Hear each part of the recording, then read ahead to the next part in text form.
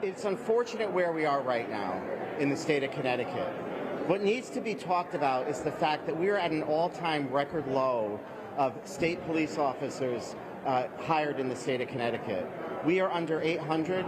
We're about 850, where our old statutory guidelines used to have us at about 1,200.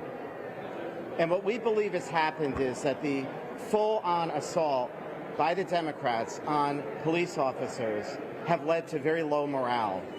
And this contract is a small step in trying to recruit additional officers.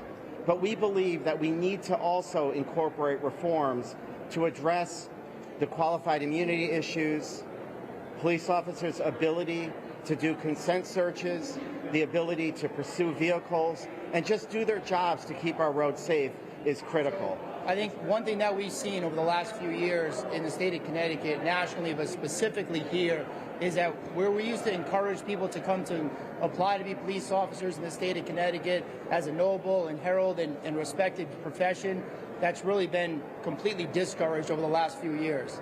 And I agree with Representative Candelora that it's unfortunate that we put our state in a situation where, in order to incentivize young men and women to come into this field, we have to pay them significantly more. That's what we're going to do today. That's what we're going to vote on today. But he's exactly right. This is a small step to get more people willing to do the job, but we need to make some significant policy decisions in this chamber and soon so that the officers that come forward are able to do the job. We have continuing catalytic converter thefts in this state. We have continued stolen vehicles rampant through this state, crimes of violence, and the crashes causing deaths on our highways is at record numbers. I challenge folks all the time. Think of the amount of traffic enforcement and police presence you saw on your commute to work previous to 2020, and compare that to what you see today. It should come as no surprise, the unfortunate numbers we're seeing with new victims. I talk to police officers every day, and they are petrified of their perception of what may happen to them if they make a mistake, an honest mistake. They don't know what's going to happen. Are they going to lose their life savings? Are they going to lose their home? Are they going to lose the money they put away for their children's college? What was very sobering the other day when you listened to the public hearing is the fact that they projected they would hire 200 state police officers with the 2 rounds of training that they had.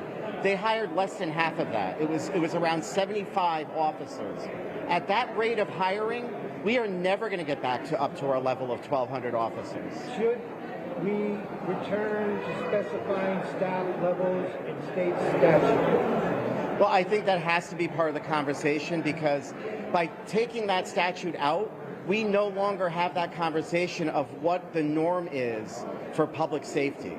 So the fact that we have 850 or 876 officers, that means nothing to people. But to put it into context, our low point was 1,200. We have never been this low in the history of Connecticut. We see the fatalities on our roadways. Everybody's talking about how unsafe our roads are because of the drivers that are on it. We don't see police officers patrolling. They don't have the time, but also some of these issues of qualified immunity and pursuit have caused that problem. And we just saw what happened with the criminal that was speeding and got into the accident, was killed. Now that officer is coming out under fire for trying to do his job.